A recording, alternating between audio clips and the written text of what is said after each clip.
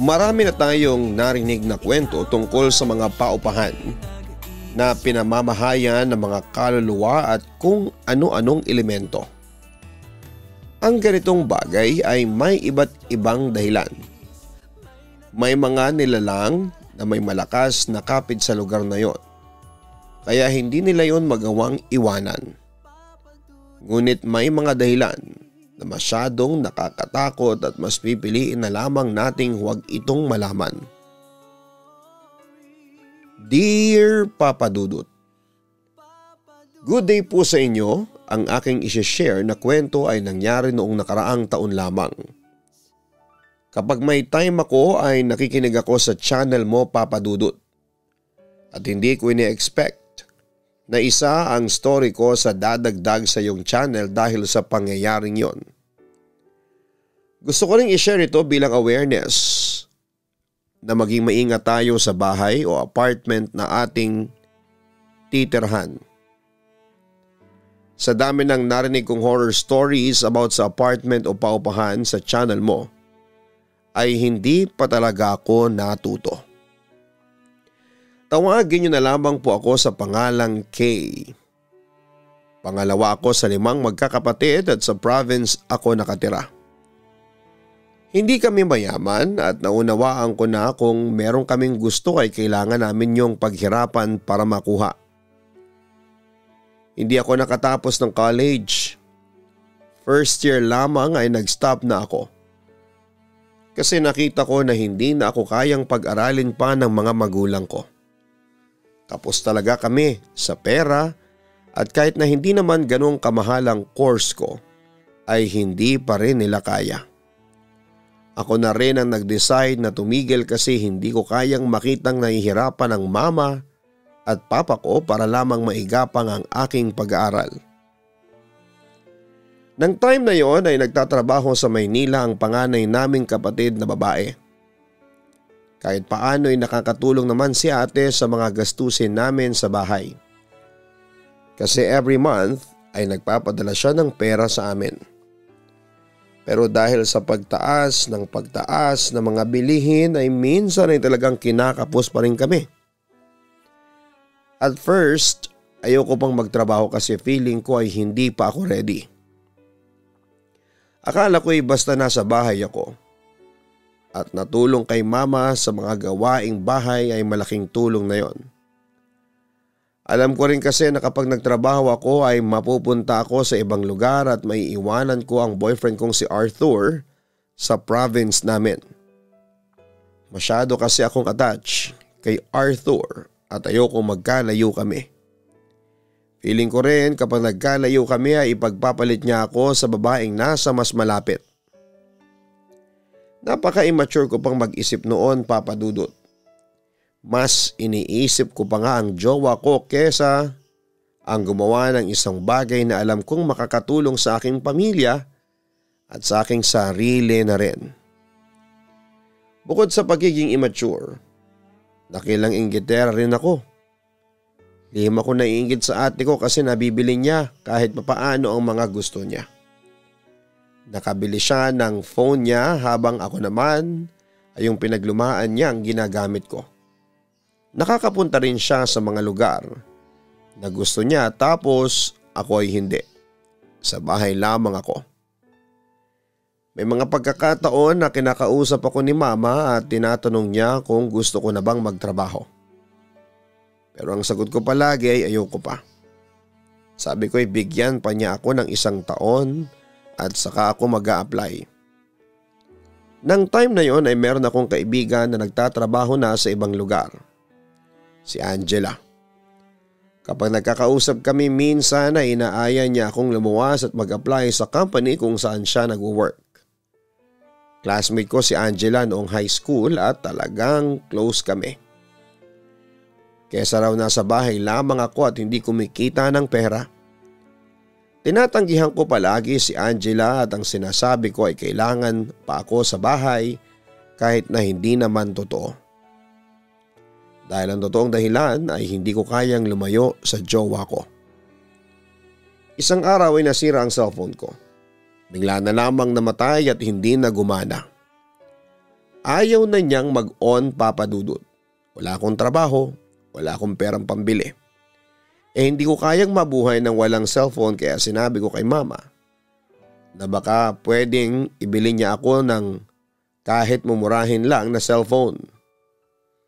Pero ang sabi niya ay wala siyang pera para ibili ako ng bagong cellphone. Marami raw kaming bagay na dapat na unahin kesa sa cellphone ko. Bakit hindi ko raw kasi iningatan ang gamit ko? Doon ako nainis at kung ano-ano na ang sinabi ko. Bakit kasi hindi ka magtrabaho para may pera kang pambili ng gusto mo? Gayahin mo ang ate mo. Nagtatrabaho kaya kapag may gusto siya, nabibili niya. Sabi ni mama sa akin. Talagang ikunumpara mo pa ako kay ate? Kapag talaga nagkatrabaho ako, bibilhin ko lahat ng gusto ko. Ang naiinis kong sabi kay mama. Wala ko nagawa kundi ang magtiis ng walang cellphone, Papa Dudut.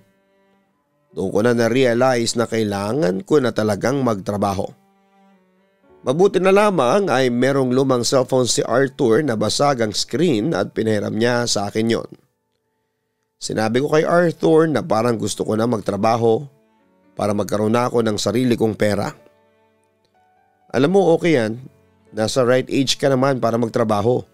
Ang sabi pa ni Arthur. Okay lang sa'yo na magtrabaho ako? Okay lang sa'yo na magkalayo tayo? Bakit mo gustong malayo ako sa'yo? Para makapangbabae ka, no? Nagdududa kong sabi. Ha, anong sinasabi mo?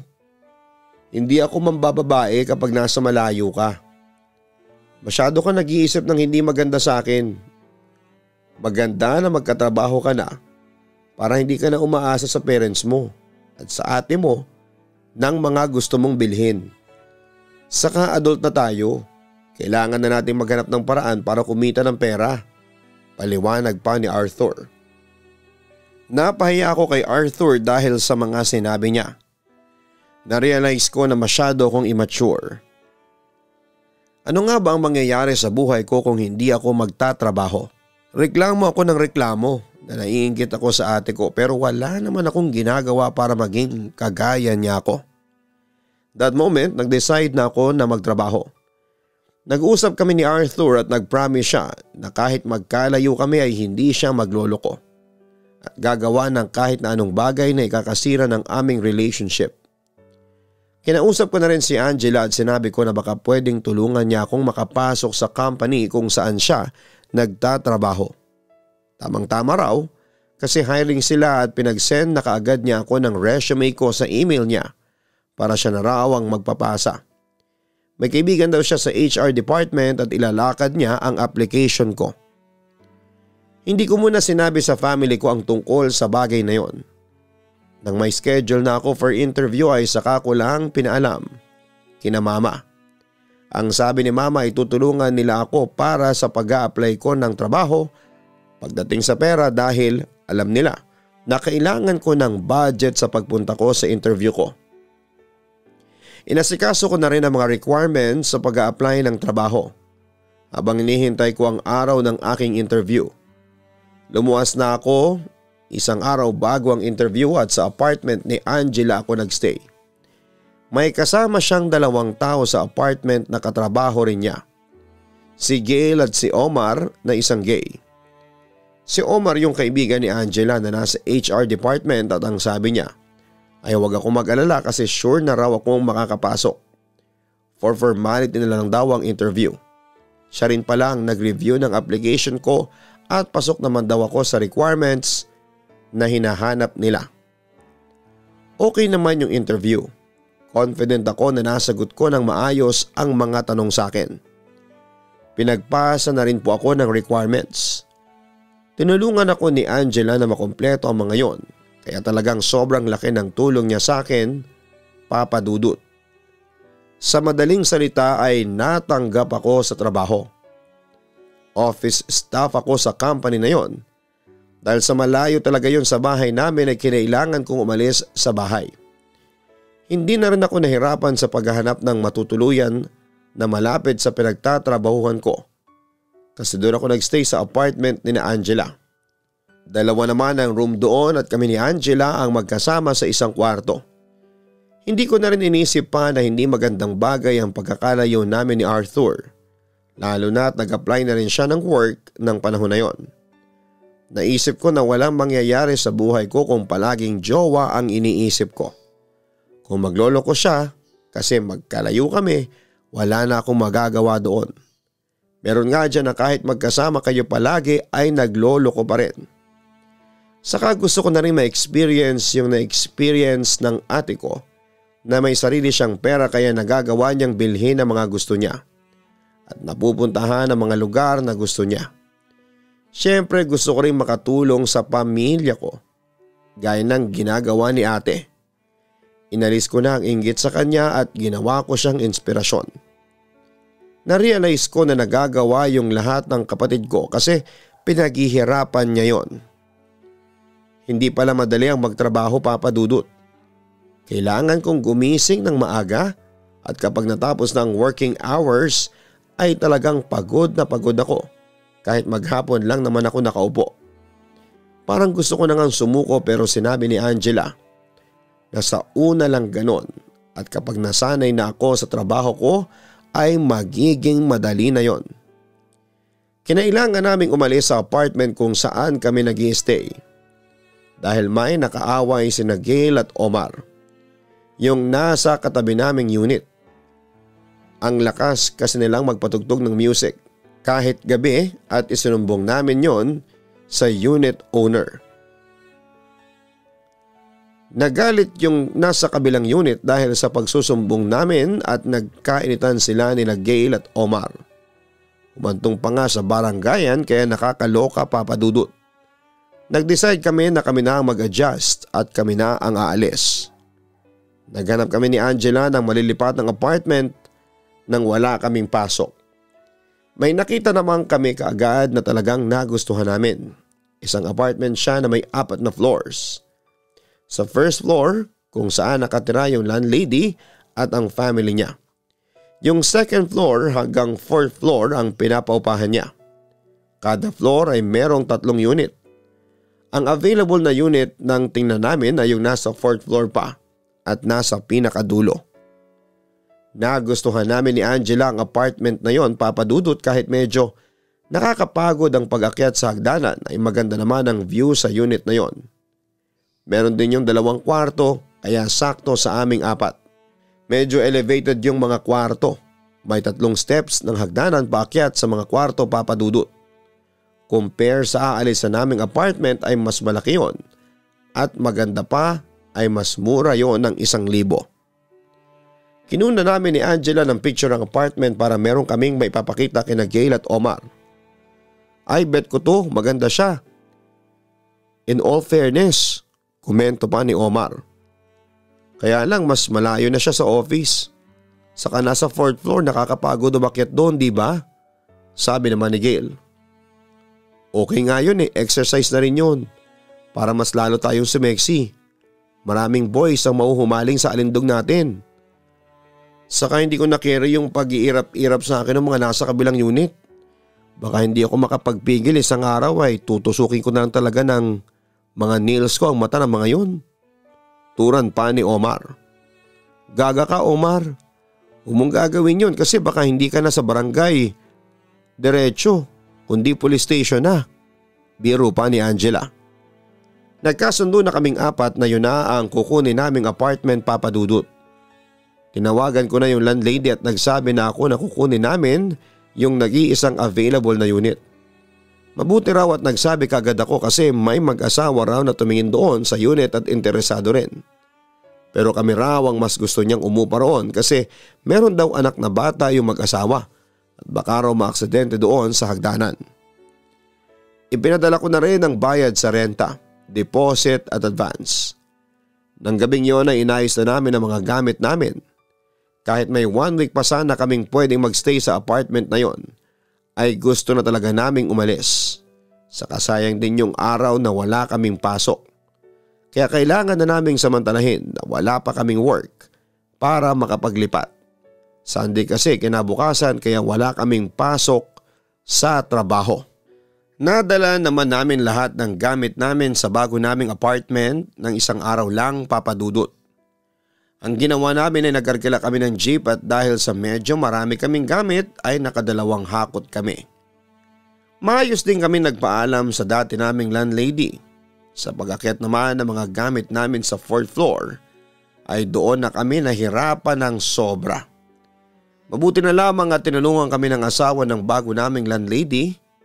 Sa kanong jeepney driver kaya dinagdagan na lamang namin ang binayad namin sa kanya. Nagtulong-tulong na rin kaming 4 na ayusin ang mga gamit namin at ginabi na kami sa pag-aayos. Nagpa-deliver na lamang kami ng dinner kasi tinamad na kaming lumabas. O kaya ay magluto kasi lahat kami ay pagod na.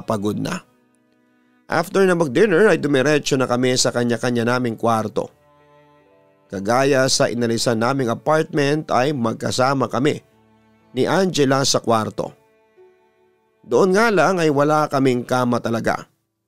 Sa sahig lamang kami nakahiga pero may kutsyon naman kaya komportable pa rin. Nagkwentuhan muna kami ni Angela ng kung ano-ano para pampaantok.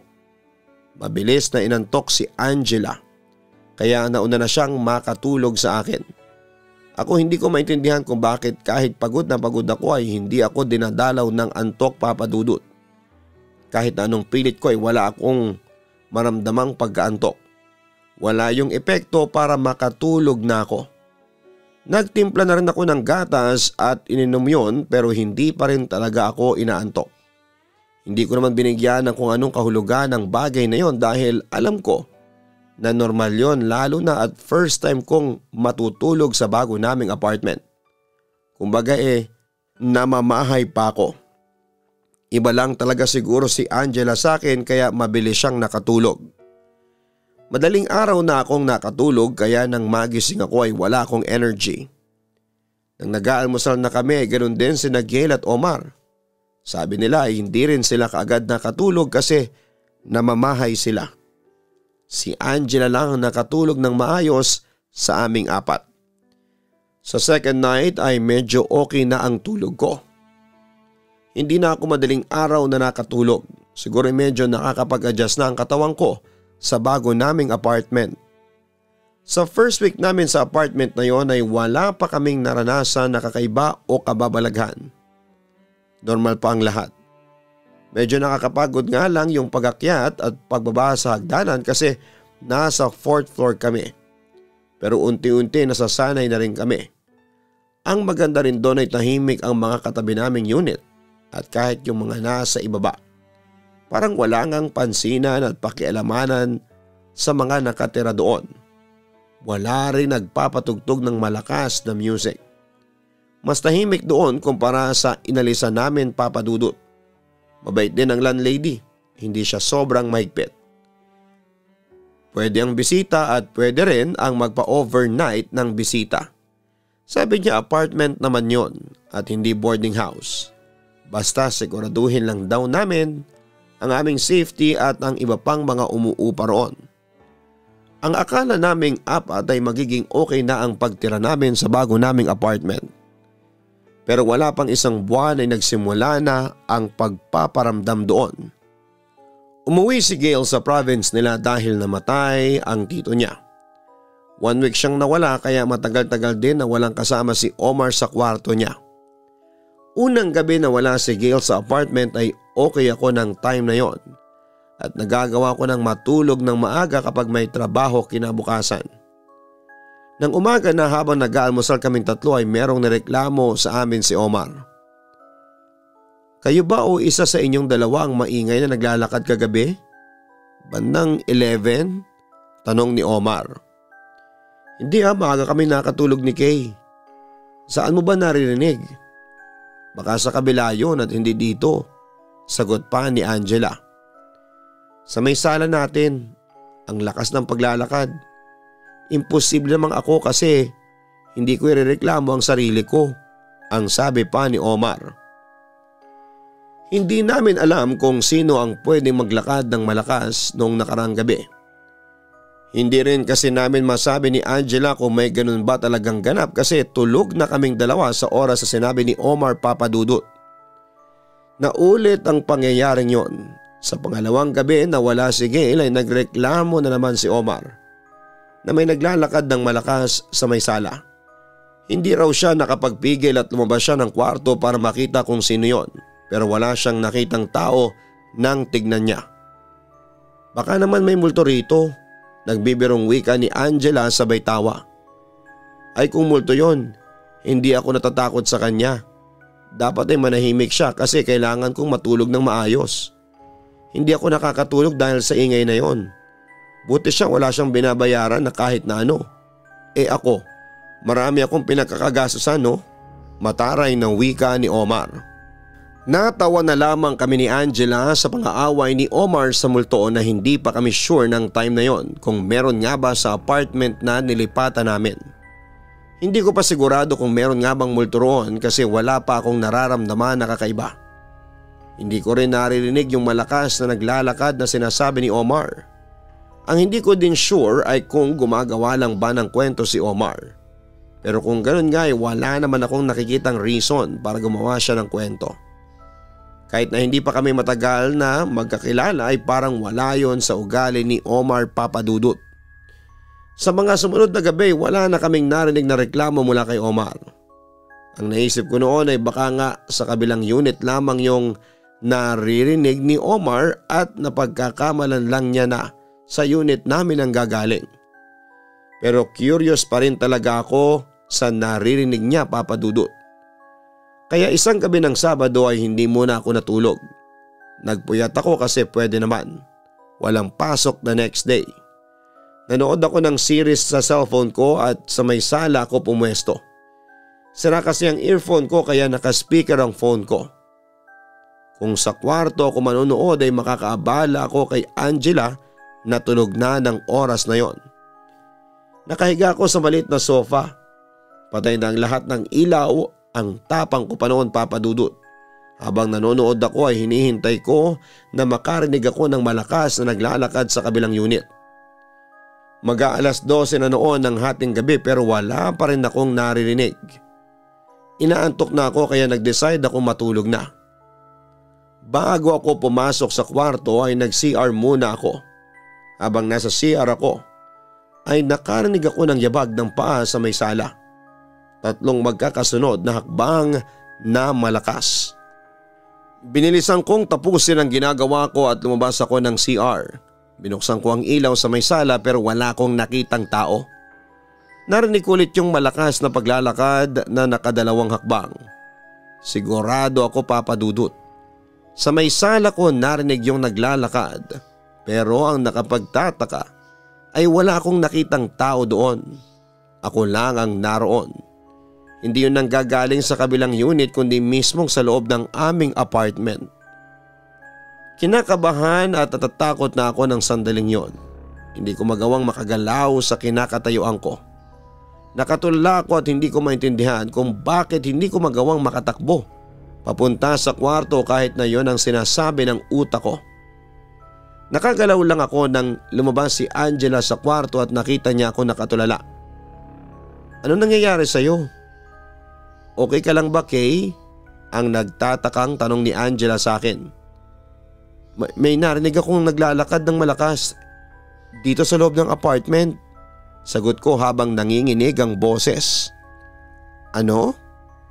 Yung narinig ba ni Omar yon? Yun ba yon? Tanong ni Angela. Oo yata, hindi ako sigurado. Tugon ko. Teka, ano ba nangyayari sa'yo? Namumutla ka. Bumakas ang pag-alala sa mukha ni Angela. Ang nararamdaman ko ng sandaling yon ay nanlalamig ako ng sobra, Papadudut. Mabigat ang pakiramdam ko na parang lalagnatin ako. Halo-halo na ang nararamdaman ko at kahit ako ay hindi ko na yun ma-explain. Pinainom ako ni Angela ng tubig at doon kahit kaunti ay naging maayos ang pakiramdam ko. Nagising na rin si Omar at nang sabihin ko na narinig ko rin yung naglalakad ng malakas sa loob ng apartment namin, doon na namin nasabi na baka nga merong multo sa apartment na yon. Nasobrahan na kayo sa kakapanood ng horror. Kung may multo rito, sana nararamdaman ko rin. Pero bakit kayong dalawa lang ang nakakaramdam at nakakarinig? Pinaprank niyo ba ako? Hindi pa rin makapaniwalang sabi ni Angela. Iginit ko na hindi ako gumagawa ng kwento, Papa Dudut. Sinuportahan naman ni Omar ang sinabi ko dahil na-experience niya rin ang pangyayari na yon. Pero talagang duda pa rin si Angela sa mga pinagsasabi namin ni Omar. Simula nang mangyari yon ay nagkaroon na ako ng takot sa apartment na yon. Hindi ko na hinahayaan na mag-isa ako roon. Mabuti na lang at kagaya ko si Angela na kapag walang pasok ay mas gusto niya na magstay lamang sa apartment. Parehas kasi kaming matipid at ang iniisip namin kapag lalabas kami ay gastos lamang. Mas okay pa na hindi na lamang lumabas at makakapag-ipon pa kami ng pera. Bumalik na si Gail sa apartment at kumpleto na kaming apat. Nagkayaan kaming mag-inuman kasi birthday ni Angela. Kaming apat lang para mas makatipid si Angela sa gastos. Sinakto naming i-celebrate ang birthday ni Angela sa gabi na wala kaming pasok kinabukasan. Para kahit magwalwal kami hanggang madaling araw ay okay lang. Alauna na ng madaling araw pero hindi pa rin kami tapos sa pag-iinom. Dahil sa lasing na kami ay naging maingay na kami. Malakas na ang boses namin sa aming pagkukwentuhan at ang lakas na ng tawanan namin. Mas lalo pa kaming naging maingay nang magpatugtog si Angela sa cellphone niya at sumayaw si Omar. Akala mo'y isa siyang dancer sa bar. Kaya tawa kami ng tawa sa kanya. Sa gitna ng kasiyahan namin ay nagulat kami nang may malakas na kumalabog sa loob ng kwarto namin ni Angela. Parang may kung anong nabasag at nalaglag sa sahig. Ano yun? Gulat kong tanong. Malay ko. Lahat naman tayo ay nandito. Baka may magnanakaw na nakapasok, ang sabi pa ni Omar. Magnanakaw? Sa tingin mo'y may makakakyat na magnanakaw sa itaas nito? Nasa 4th floor tayo. Pinapaalala ko lang sa'yo, ang sabi naman ni Angela. Sa bagay may point ka naman doon, ang sabi ni Omar. Para masagot na ang aming katanungan ay magkakasama kaming pumasok sa kwarto namin ni Angela. Nakita namin na nalaglag mula sa pagkakasabit sa dingding yung salamin namin doon. Nagkabasag-basag yon. Nag-hysterical si Omar na akala mo ay isa siyang best actress. Kailangan daw ay itapo namin yung basag na salamin kasi malas daw yon. May paniniwala raw kasi sila sa pamilya nila na kapag may nabasag na salamin ay merong masamang mangyayari. Natakot tuloy ako sa mga sinabi ni Omar, Papa Dudut. Ang una kong naisip ay ang pamilya ko. Hindi na namin tinuloy ang pag-iinom namin at nagligpit na kami. Ang sabi kasi ni Omar ay baka raw nagalit yung multo sa apartment dahil sa ingay namin. Yun daw siguro ang bumasag sa salamin para ipaalam sa amin na nabubulabog namin ito. Naniniwala ako kay Omar pero sina Angela at Gail ay hindi. Baka raw kasi hindi maayos ang pagkakasabit sa salamin kaya nalaglag yon. Pero nakapagtataka naman na sumakto na nalaglag yon ng sobrang ingay namin. Natulog na kaming apat hapon na nang magising ako at agad kong naalala yung sinabi ni Omar na may masamang mangyayari kapag may salamin na nabasag. Kinabahan ako kasi nabasag yon sa kwarto kung saan ako natutulog.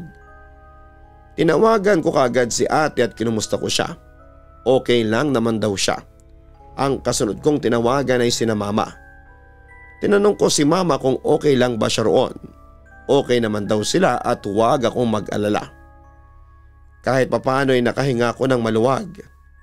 Ipinagdasal ko na lamang na sana ay maging safe ang pamilya ko at protektahan sila ng Diyos laban sa kahit na anong kapahamakan at sakit. Pero ilang araw din akong nag-alala kaya araw-araw kong kinukumusta sina mama at ate. Natigil lamang ako nang lumipas ng 1 week na okay naman silang lahat. Napag-usapan namin ni Omar ang possibility na meron talagang multo sa apartment na aming nakuha ng time na yon, Papa Dudut. Gusto sana namin kausapin yung landlady pero dahil sa hindi pa namin siya sobrang close ay nahihiya pa kaming gawin yon. Yung ibang tenant naman ay hindi rin namin ka-close at baka ma-weirduhan sila sa amin kapag nagtanong kami ng kung ano-ano sa kanila. Kaya wala rin kaming choice kundi ang isa't isa na lamang ang pagkwentuhan ng tungkol sa bagay na yon. Pinag-usapan na rin naming apat ang posibilidad na umalis kami roon pero hati ang desisyon namin. Kami ni Omar payag na umalis at maghanap ng bagong apartment. Pero ayaw naman nina Angela at Gail. Suwerte na raw kami sa apartment na yon. Bibihira na raw ang ganong kamura tapos ay malaki pa. Doon ko rin na-realize kung bakit mura ang apartment na yon, Papa Dudut. Siguro aware din talaga ang may-ari na meron something doon. May pa-freebies pala silang multo. Sinamahan ko na lamang ng dasal ang pagtira ko sa apartment na yon, Papa Dudut. Inisip ko na hindi naman siguro nananakit yung multo na kasama namin doon. Kaya wala akong dapat na ipag-alala. Kumbagay ginagaslight ko na lamang ang sarili ko. Ayaw ko rin naman kasing ako lamang ang umalis doon dahil tiwala na ako sa mga kasama ko. Baka kapag umalis ako ay mapunta pa ako sa mga tao kasama sa paupahan na sa huli ay magsisisi ako. Saka wala rin akong kakayahan na kumuha ng apartment na ako lamang ang mag-isa kasi hindi kaya ng budget ko.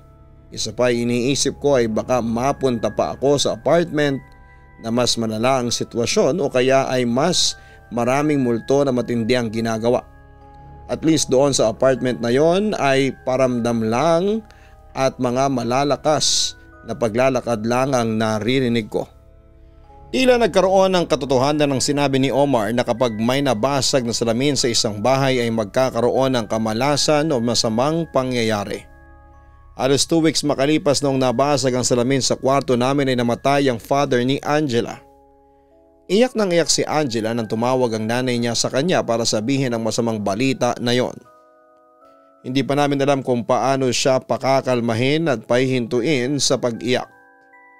Sabi ko na sa inyo may masamang mangyayari dahil nabasag yung salamin. Ang sabi ni Omar sa gitna ng pag-iyak ni Angela. Tumigil ka na nga Omar. Sa mga walang kwenta mong paniniwala na yan, walang koneksyon yon sa nangyari sa tatay ko. Galit na sabi pa ni Angela. Okay fine, edi sorry na. Mataray na sagot naman ni Omar. Alam ko na mali na isiningit pa ni Omar ang tungkol sa bagay na yon dahil sa nagluluksa si Angela. Ewan ko rin ba kay Omar kung bakit pa niya yon sinabi, Papa Dudut. Agad na nag-leave si Angela sa trabaho ng ilang araw dahil kailangan niyang umuwi sa probinsya namin. Ang sabi ko kay Angela ay sa huling gabi ng lamay ako pupunta sa kanila at sa libing ng tatay niya. Hindi kasi ako pwedeng mag-leave ng kasing tagal ng sa kanya. Isang araw lang ang kaya ko kasi marami rin akong kailangang trabaho na harapin. Saka wala akong valid na reason para mag-leave ng matagal. Kinagabihan ay nag-impake na si Angela para umuwi. Inihatid ko siya sa may terminal ng bus kasama si Omar. Okay na silang dalawa at nagsorry na si Omar at inamin niya na mali siya at naging insensitive siya. Pero kahit paano ay meron akong hinala na baka nga naman may koneksyon yung pagkakabasag ng salamin sa hindi magandang nangyari sa tatay ni Angela. Ayoko na nga lang sabihin yun kay Angela at baka magalit din siya sa akin. After naming ihatid si Angela at nang makaalis na ang bus ay tumambay muna kami ni Omar sa isang fast food restaurant para magkape at kumain ng burger.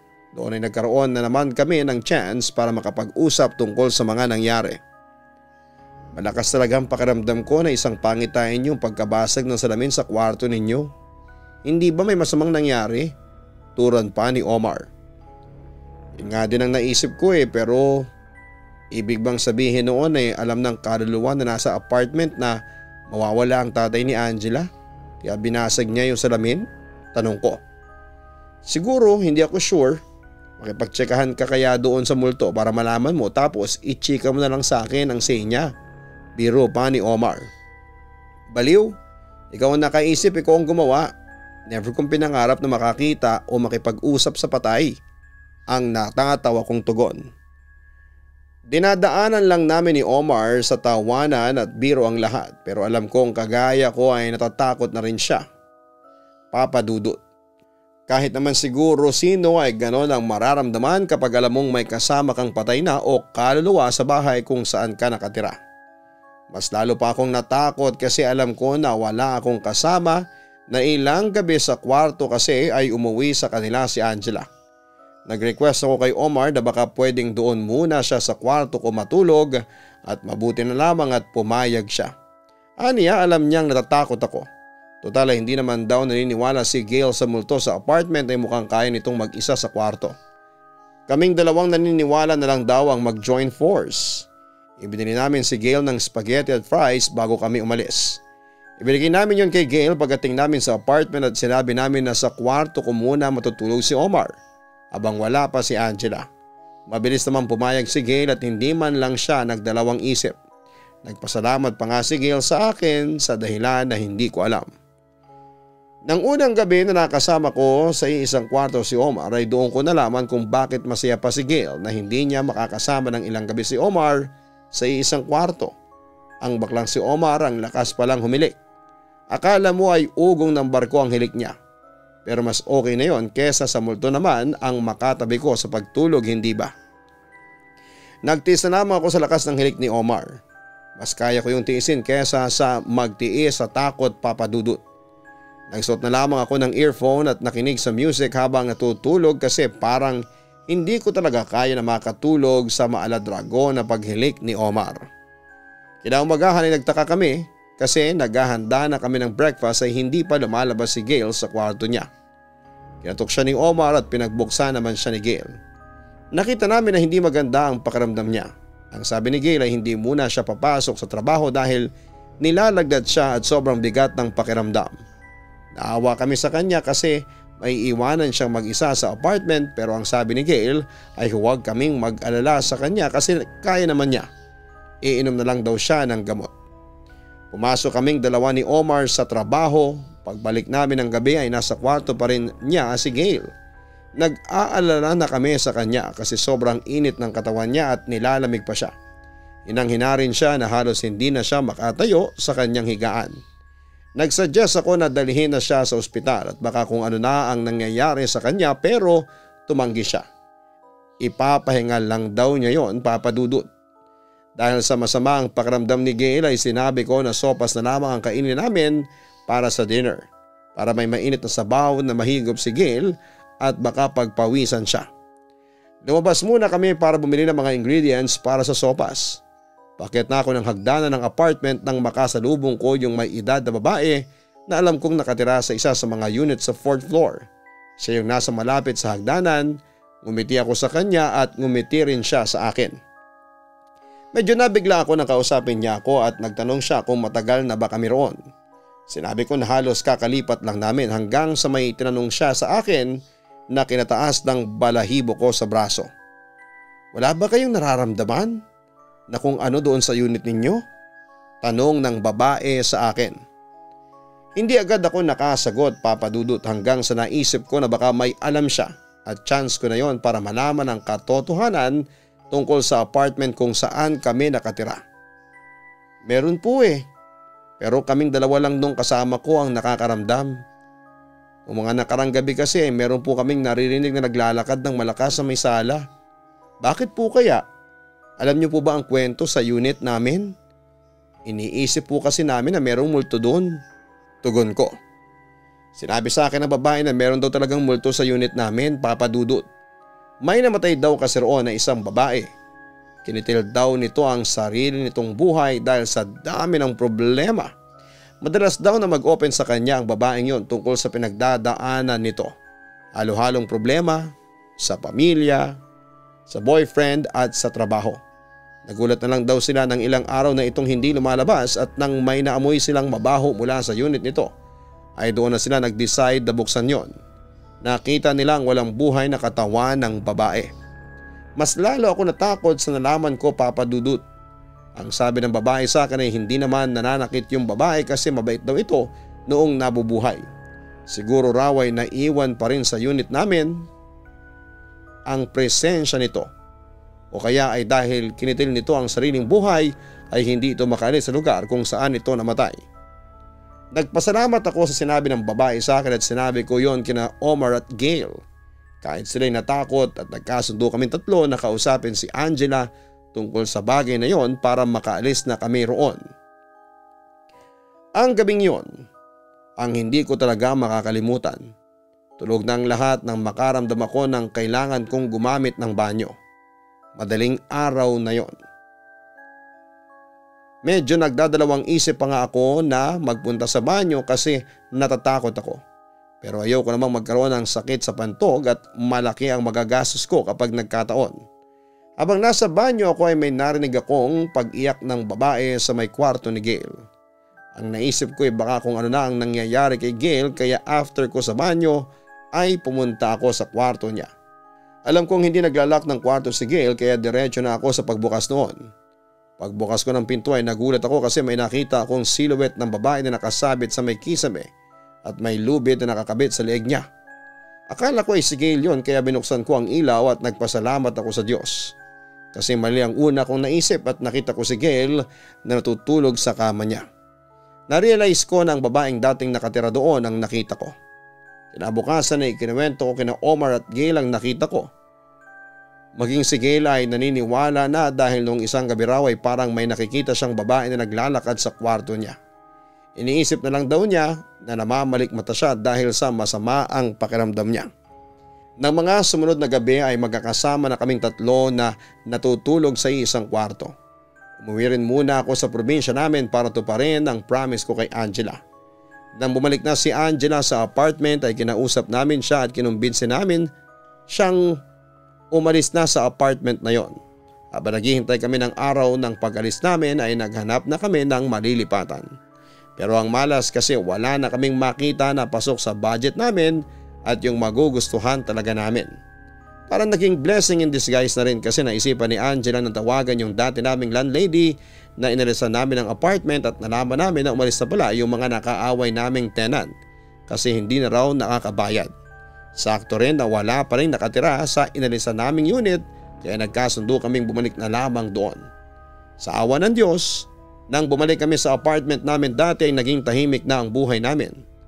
Buti na lang din at hindi kami sinundan noong babae, siguro nga'y hindi siya makaalis sa lugar na yon. Pero sana ay gawa ng paraan ng may-ari ng apartment na yon na mapaalis ang kaluluwa ng babae sa unit na yon. Para hindi na maka-experience ang mga susunod na uupa roon ng naranasan naming magkakaibigan. Sincerely yours, K. Importante ang kaligtasan nating lahat sa sarili nating bahay. Ngunit sa panahon ngayon, hindi na natin masisigurado na kapag nasa loob tayo ng ating sariling pamamahay ay wala nang masamang mangyayari. Kaya mahalaga na maging handa tayo palagi sa mga posibleng mangyari. Kung sakali na may naramdaman kang panganib sa bahay na iyong tinitirhan, ay huwag kang magdalawang isip na humingi ng tulong sa taong mapagkakatiwalaan mo. Hindi ka man paniwalaan ng lahat, sapat na ang isang tao na may maniwala sa iyo. Kung sakali naman na may concern na sabihin sa atin ng isang tao ay i-consider natin ito lalo na kung nakasalalay dito ang kaligtasan ng mas nakakarami. Hanggang sa muli, ako po ang inyong si Papa Dudut. Huwag kalimutan na mag-like, share, and subscribe. Maraming salamat po sa inyong lahat. Ang buhay ay mahiwaga, laging may lungkot at saya. Sa Papa Dudut Stories, laging may karamay ka.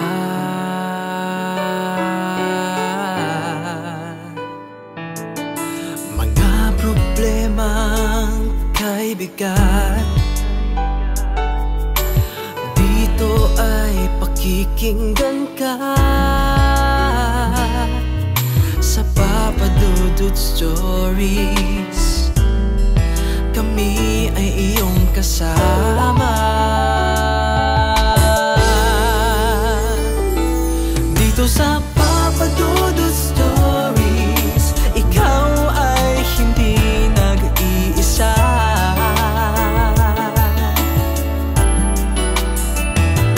Dito sa Papa Dudut Stories, may nagmamahal sa'yo. Papa Dudut Stories, Papa Dudut Stories.